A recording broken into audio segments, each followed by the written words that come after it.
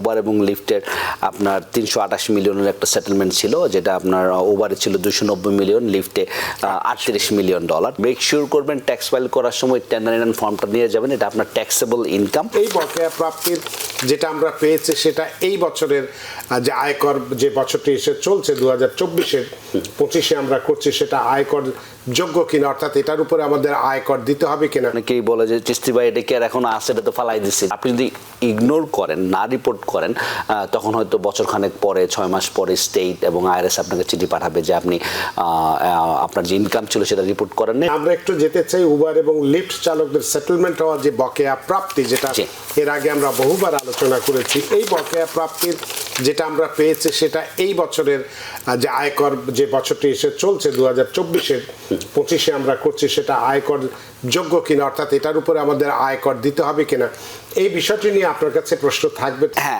হ্যাঁ, এটা একটু কনফিউজিং হচ্ছে যে আমরা যখনই ক্লায়েন্টদেরকে সাথে কথা বলতেছি বা জিজ্ঞেস করতেছি যে আপনি কি সেটেলমেন্ট পেয়েছেন কিনা, তো আমার মনে হয় যে প্রায় অলমোস্ট সবাই এই যে 1099টা পেয়েছে এটা আনতে ভুলে যাচ্ছে, রাইট? অথবা তো আমরা মোটামুটি জানি, টিভিএনে এটা নিয়ে আমরা বহুবার কথা বলেছি যে উবার এবং লিফটের আপনার 328 মিলিয়নের একটা সেটেলমেন্ট ছিল, যেটা আপনার উবারে ছিল 290 মিলিয়ন, লিফটে 38 মিলিয়ন ডলার। তো যারা এই সেটেলমেন্টের অ্যামাউন্টটা পেয়েছেন, অনেকেই পেয়েছেন আপনার 2024-এর লাস্টের দিকে, আবার অনেকে 2025-এও পেয়েছেন যারা একটু লেটে অ্যাপ্লিকেশনটা সাবমিট করেছেন। তো আপনারা যারা পেয়েছেন তাদেরকে কিন্তু যখন চেকটা দেওয়া হয়েছে, চেকের সাথে একটা 1099 ফর্ম দেওয়া হয়েছে, রাইট?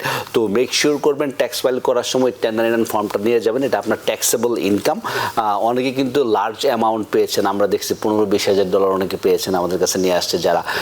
অনেকেই একটু কম পেয়েছেন, বেশি পেয়েছেন, বাট এটা কিন্তু আপনার ট্যাক্সেবল ইনকাম, আদার ইনকাম হিসাবে ট্যাক্সেবলে অ্যাড করতে হবে। তো এখন আপনার যেটা ব্যাপারটা হচ্ছে, অনেকেই বলে যে চিস্তি ভাই এটা কি আর এখন আছে, এটা তো ফালাই দিচ্ছে, কখনই চেক বা কাগজ ফেলে দিচ্ছে, অনেকে বলে যে এতদিন তো রাখি নাই। তো এখন যদি হারায়া যায় থাকে, যদি না পেয়ে থাকেন, আপনি আপনার ব্যাংক স্টেটমেন্টে দেখেন চেকটা জমা দিয়েছেন, কত অ্যামাউন্ট পেয়েছেন, ওই অ্যামাউন্টটা আপনি যদি যে আপনার অ্যাকাউন্টেন্টকে বলেন তাহলে ওটা রিপোর্ট করে দিতে পারবেন। বাট আপনি যদি ইগনোর করেন, না রিপোর্ট করেন, তখন হয়তো বছরখানেক পরে, 6 মাস পরে স্টেট এবং আইআরএস আপনাকে চিঠি পাঠাবে যে আপনি আপনার যে ইনকাম ছিল সেটা রিপোর্ট করেন না, এটার উপরে ট্যাক্স ধরে, ইন্টারেস্ট ধরে পাঠাবে। অনেকেই কিন্তু হয়তো মনে রাখবেন যে আনএমপ্লয়মেন্টের টাকা অনেকে রিপোর্ট করেন নাই, আপনারা কিন্তু পরে চিঠি পেয়েছেন এবং আমাদের কাছে নিয়ে আসছেন যে আমরা কেন চিঠি পাইলাম, ঠিক আছে? তো এটা হচ্ছে যে আনএমপ্লয়মেন্ট যখন অ্যাড না করবেন তখন প্রথম আইআরএস বাই স্টেট আপনাকে পাঠাবে, এবং আইআরএস যদি প্রথমে এটা ফাইন্ড আউট করে, আইআরএস চিঠি পাঠাবে আপনাকে উইথ ইন্টারেস্ট এন্ড পেনাল্টি, এবং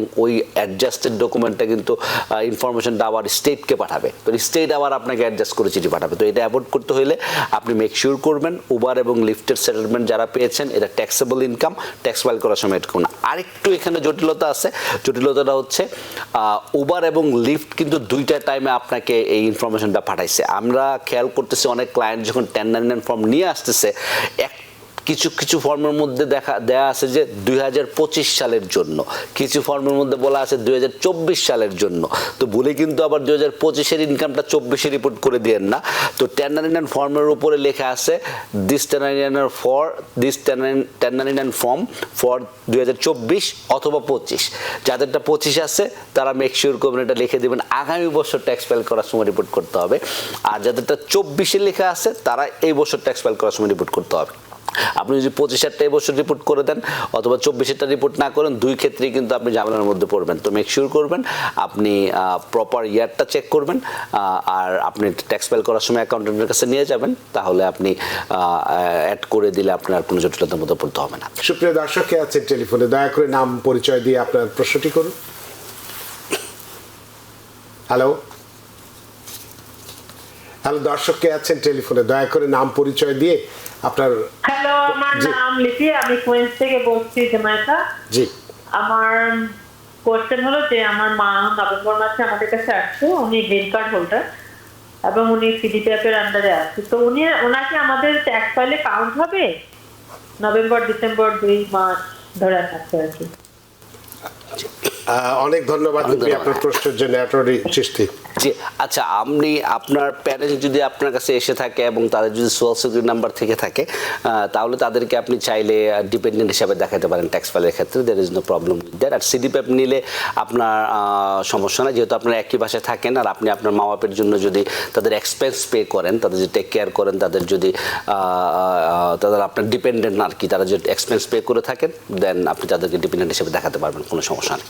তবে উনি হয়তো যে প্রশ্নটা এরকম কিনা যে ওনার আম্মা হয়তো আসছেন, ওনার আম্মাকে ট্যাক্স ফাইল করতে হতে পারে এরকমও যদি ওনার আপনার ট্যাক্স ফাইল করার জন্য রিকোয়ারমেন্ট হচ্ছে অনলি তখন যখন মানুষজন আর্ন করবে, রাইট, ইনকাম থাকবে। এখন ইনকামেরও লিমিট আছে। এখন আপনি স্ট্যান্ডার্ড ডিডাকশনের নিচে হইলে, আপনি যদি W2 কাজ করেন, আপনার যদি স্ট্যান্ডার্ড ডিডাকশনের নিচে হয় ইনকাম, তাহলে আপনার জন্য ট্যাক্স ফাইল করা রিকোয়ার্ড না। এবং আপনি যদি ট্যাক্স দিয়ে থাকেন ওটা ফেরত পাওয়ার জন্য আপনি ট্যাক্স ফাইল করতে পারেন। আবার যদি আপনার ডিপেন্ডেন্ট থাকে, আপনি যদি রিফান্ড পান, EIC ক্রেডিট পান, ইনকাম ক্রেডিট পান, ওইটার জন্য আপনি ট্যাক্স ফাইল করতে পারেন। তো অনেকে আবার ট্যাক্স ফাইল করে যে না আমি সিটিজেনশিপের জন্য অ্যাপ্লাই করবো, আমার ট্যাক্স ফাইলটা থাকা উচিত, অথবা অন্য কোনো কারণে যদি ট্যাক্স ফাইল লাগে তাহলে আপনি ট্যাক্স ফাইল করতে পারেন। বাট আপনার ইনকাম না থাকলে, জিরো ইনকাম থাকলে মোস্ট অফ দ্য টাইম আপনার ট্যাক্স ফাইল করা রিকোয়ার্ড না। অনেক ধন্যবাদ লিপি আপনার প্রশ্নের জন্য। আশা করি আপনার প্রশ্নের উত্তর পেয়েছেন এবং খুশি হয়েছেন। তো প্রশ্ন নেওয়ার আগে যে প্রশ্নটি আপনাকে করেছিলাম সেটার ব্যাপারে যদি একটু বলতেন যে যদি কেউ এই ই ফাইলিংটা বা মানে নিউ ইয়র্ক স্টেটের যদি পরিষেবায় আছে কিনা, যেটা আমি প্রায় বলি যে আপনার ট্যাক্স ফাইল করার জন্য you don't need a CPA all the time. আপনার ডিপেন্ড করতেছে আপনার ট্যাক্স ফাইলটা কতটুকু কমপ্লেক্স, কতটুকু ডিফিকাল্ট, রাইট। এখন আপনি যদি নিজে আপনার সিম্পল ট্যাক্স ফাইল হয়, অথবা আপনার যদি নলেজ থাকে, আপনি নিজে ট্যাক্স ফাইল করতে পারেন। আমি এর জন্য আরেকটু ডেটা দিতে চাই এখানে, যে IRS এর যে ফেব্রুয়ারি 7 তারিখে 2025 যে স্ট্যাটিস্টিক্স রিলিজ করছে, এই যে বললাম যে 23 মিলিয়নের উপরে মানুষ ট্যাক্স ফাইল করেছে সোফার, এর মধ্যে কিন্তু সেলফ প্রিপেয়ার্ড হচ্ছে 14 মিলিয়ন। 14 মিলিয়ন মানুষ আউট অফ 23 মিলিয়ন আপনার নিজে তাদের ট্যাক্স ফাইল করছে without any tax professional, right. তো ওই সংখ্যাটা কিন্তু দিন দিন বাড়তেছে, কারণ আমরা অনলাইনে অনেক অ্যাপস দেখি যেখানে আপনি টার্বোট্যাক্সে you can just scan your W2, আপনি ট্যাক্স ফাইল করতে পারতেছেন, রাইট। এবং IRS এর কিছু প্রোগ্রামও আছে যেখানে কারো যদি ইনকাম সার্টেন থ্রেশহোল্ডের নিচে থাকে, IRS এর ফ্রি ফাইল ওয়েবসাইট আছে, বাট এখানে এবং বাইটা সাইট আছে যেখানে যে আপনি ফ্রি ট্যাক্স ফাইল করতে পারেন। অনেকগুলো স্টেট এখন ইমপ্লিমেন্ট করতেছে তাদের সফটওয়্যারটা, যাতে মানুষজন নিজেই তাদের ট্যাক্স ফাইল করতে পারে। তো আপনার যদি এক্সপার্টিস থাকে, you understand how to do it, আপনি যে ফ্রি ফাইল করতে পারতেছেন, রাইট। তো ওখানে আবার স্কোপ অফ লিমিটেশন আছে, রাইট। সার্টেন থিং, এখন আপনার বিজনেস আছে, আপনার বিভিন্ন ধরনের হয়তো ইনভেস্টমেন্ট আছে, হ্যাঁ, ওইগুলো হয়তো আপনি ওখানে করতে পারবেন। আপনার যদি সিম্পল ট্যাক্স ফাইল হয়, আপনার ইনকাম যদি সার্টেন থ্রেশহোল্ডের নিচে হয়, তাহলে আপনি IRS এর ফ্রি ট্যাক্স ফাইলও করতে পারবেন।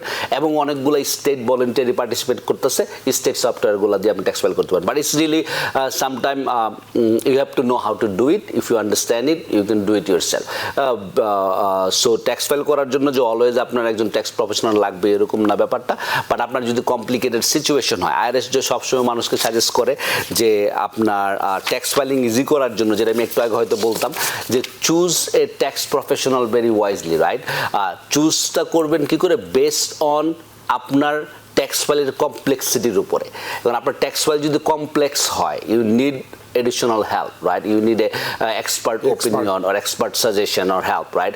সেক্ষেত্রে আপনি একজন IRS একজন আপনি CPA এর কাছে যাবেন, তার কাছে যে ট্যাক্স ফাইল করবেন। এখন আপনার ট্যাক্স ফাইলে যদি কোনো ভুল হয়, আপনি যদি কোনো ফর্ম অ্যাড না করেন, কোনো ইনকাম অ্যাড না করেন, বা কোনো কিছু রং করেন, আলটিমেটলি কিন্তু রেসপন্সিবিলিটি আপনার। সো আপনি একজন প্রফেশনাল চুজ করলে মেক শিওর করেন আপনার ট্যাক্স রিটার্নের কমপ্লেক্সিটির উপর বেস করে আপনি একজন প্রফেশনাল চুজ করবেন। আর আপনার যদি সিম্পল একটা W2 থাকে, হ্যাঁ, আপনি নিজেই করতে পারেন, ঠিক আছে। তো এটার জন্য আপনার হয়তো প্রফেশনাল হয়ে যাওয়ার দরকার নেই। বাট তারপরে এখানে কন্ডিশনটা যেটা হচ্ছে যে ইম্পর্টেন্ট ব্যাপার, if you know how to do it, আপনি করেন। আর আপনি যদি করতে গিয়ে যদি ভুল করেন, আমরা অনেক সময় এরকম পাই যে বললাম যে 14 মিলিয়ন লোক হয়তো সেলফ প্রিপেয়ার্ড করছে, আমাদের কাছে মানুষজন আসে যারা টার্বোট্যাক্সে ট্রাই করছে বা টার্বোট্যাক্সে ফাইল করছে, they missed a lot of stuff. কারণ এখানে হচ্ছে জাস্ট ডেটা এন্ট্রি, আপনি ইয়েস নো অ্যান্সার করলেন, হয়তো you went to a wrong place, and then আপনি অনেক টাকাও করতেছেন বা অনেক টাকা রিফান্ড পেয়ে গেছেন, you don't even know how to get it, how did you get it. তো তখন হয়তো পরবর্তীতে IRS থেকে চিঠি পাওয়ার পরে হয়তো আপনি একজন সিপির গায়ে যেতে হচ্ছে। সো এটা সবার ক্ষেত্রে না। আপনার যদি নলেজ থাকে, আপনি অ্যাকাউন্টিংয়ে পড়াশোনা করতেছেন বা এনাফ নলেজ আছে, দেন আপনি একাই নিজেই করতে পারেন অনেক সময়। নিউ ইয়র্ক থেকে সম্প্রচারিত TVN 24 টেলিভিশন বিশ্বজুড়ে বাঙালির কণ্ঠস্বর।